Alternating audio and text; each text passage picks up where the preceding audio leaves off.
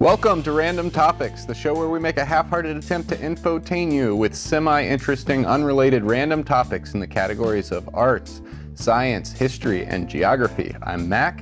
And I'm Chris.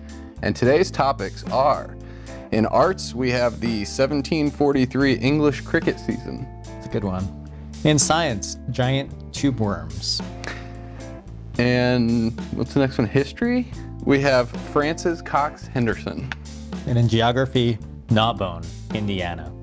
But first, Chris, what are we drinking? Well, today we are drinking this lovely Three Sheeps beer, which is known as, has an interesting name, Cashmere Hammer Nitro Rye Stout.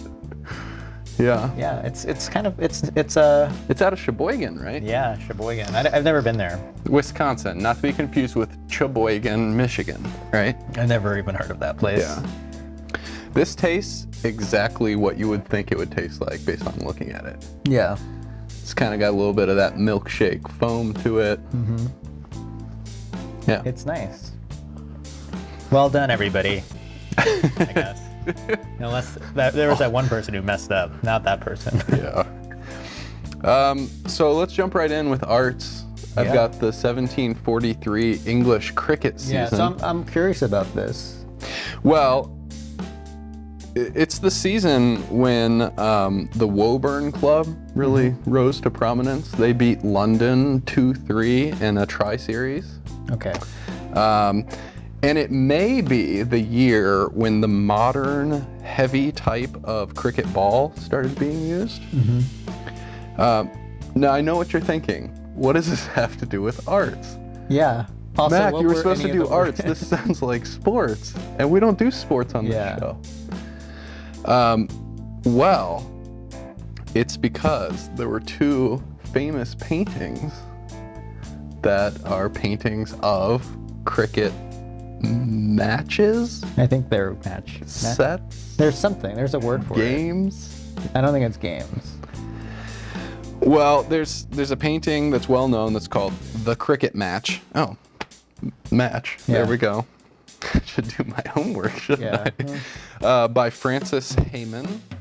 It hangs at Lord's if you want to see it. Mm-hmm. There's also a less well-known but still famous painting called An Exact Representation of the Game of Cricket by Louis-Philippe Boitard. Okay. That's an approximation of the pronunciation. But more importantly, what is cricket? It's a sport, right? I still don't know. Well, yeah, I mean, obviously, but... When I was in London, I went to a pub one time and there was a cricket match on and people were getting like really into it, like swearing at the television, like... Oh, I didn't think there was any excitement. I thought they just went on for days. And yeah, they do, but there are like moments where I guess you get more emotional about it. Wickets is a thing? Yeah, I don't know what that is. Well, I didn't look up what cricket is or what the rules are because that sounded like way too much work. But I did find out why it's called cricket. Why? It's derived from the Middle Dutch word for hockey, or it's actually a phrase for hockey, which actually literally translates to the stick chase. Okay. So it's based on that. It's like a really old game. I didn't know it was so old. Yeah, I think it's hard to follow it. It's kind of like soccer because it's international, so you might have to like wake up at like 4 a.m. to watch the match you want to see. Yeah. All right, well, let's move along. Okay, well, when I say giant tube worms to you, you would think that that's probably something pretty cool, but it's not that cool, actually. Let me tell you more. It does sound cool. I'm imagining kind of like the underwater. Yeah, so they live pretty deep below the ocean, around like 5,000 feet or so, near hydrothermal vents, and they grow about 8 feet in length, and they don't have a digestive tract or mouth, but they have this symbiotic relationship with bacteria that like do something with chemicals, and they like get nutrients from that somehow using science, I guess. Those giant tube worms and their science that they're always executing. Yeah, there's so they have like bacteria eat on behalf of them? Something like that. I don't even know if the bacteria eat, they just like create nutrients. I think maybe you should look into this a little bit more. And well, the reason why I thought about it was because there was an old episode of the G.I. Joe cartoon series when they go underwater and they get attacked by giant tube worms. But these are like many like feet tall, and they like have to join forces with Cobra, but Yeah. in reality, they're not. I don't think they attack like military. Are you telling me something that happened in the G.I. Joe cartoon Yeah, it wasn't wasn't realistic? accurate. But when I was learning more about it, I got really concerned because like they don't eat really, and it's like Yeah. that sounds really sad to me. Well, plants don't either, right? Really, I feel bad for all plants now. Yeah. Like, what do they do all day? They just sit there. Yeah, they photosynthesize. Yeah, but they don't experience eating. Yeah. Or really anything else Yeah. they don't experience, period. Sad. Let's move on Okay. to something that's not sad at all. Well, in some ways it is. Yeah, what is it? We'll come back around to that. This is history, and we're going to talk about Frances Cox Henderson, and that's Frances, not Francis. Okay. She was a woman that was born in 1820. Uh-huh. She's best known as the first lady of Texas. That's sort of her claim to fame. For 2 years, she was first lady, 1846 and 1847. But she's pretty interesting. She was born in 1820 in Philadelphia, and she was sent away to Europe for education because they do it a lot better than we did then or now. And she became fluent in 18 languages and became a literary translator at the age of 14. Yeah. And by the end of her life, she could speak 25 languages. It seems a little unbelievable to me, but Yeah. you know, that's what the sources say. Yeah. She met her husband in Europe, and he was a Texan, obviously. But he was a Texan back when Texas was a country, Yeah. the Republic of Texas, and Yeah. he was like the foreign minister, like basically like an ambassador to France and England. And so she met him in France, and they got married. And then he fought in the Mexican-American War, and then became the very first governor of Texas. She also established at least 5 Episcopal churches in East Texas, and she was like a big organizer of the women's suffrage movement. Ah, I've heard of that.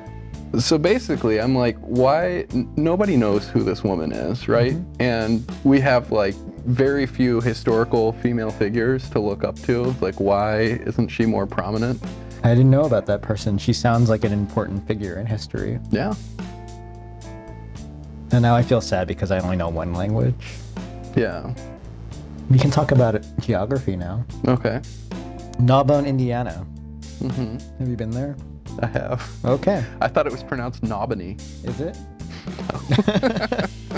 It's in Brown County, between Nashville and Columbus, Indiana. I always have to specify. Nashville, Indiana. Nashville, Indiana, Columbus, Indiana. Indiana, yeah. And I was reading on Wikipedia. It said that the origin of the name is kind of unclear. Some people think that it might be like related to the French settlement, like Narbonne or something. But some people think that it like goes back to the Depression, when like people didn't have a lot to eat, so they just like gnaw on bones and things like that. I think the first explanation seems a lot more accurate based on what I know about Indiana Yeah, I don't know. and how they bastardize, you know, foreign. Du Bois County comes to mind. Yeah, I don't know. But do you know what it's famous for? No, in fact, I didn't know it was famous. Well, it's famous for the gnawbone tenderloin, which you can get at the Gnaw Mart Oh, yeah. on State Road 36. I could go for a pork tenderloin Yeah, right now. and so you can get some gas, fill up your tank, and then go in and get a nice pork tenderloin sandwich with just like pour a lot of like mayonnaise on there. No mustard on the pork tenderloin. No mayonnaise. Oh, I use mayonnaise. You're embarrassing yourself, Chris. Oh no. And it got me to thinking, like, I haven't had this before, but I do have like gas station food that I really like. Yeah. Yeah. And I have a friend who he always asks me if I go to PDQ to get their like donuts or something, but I don't do that. Yeah. I knew you were lying when you said I have a friend. Yeah. Well, I think that's it for this episode, Yeah. which was a real gem. It was. Yeah.